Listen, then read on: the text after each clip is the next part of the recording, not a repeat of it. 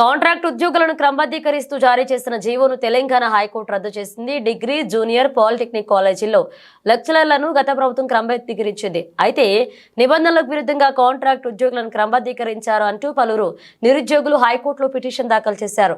దీనిని విచారించిన న్యాయస్థానం సెక్షన్ 10A ప్రకారం తీసుకొచ్చిన జీవో 16ను కొట్టివేసింది.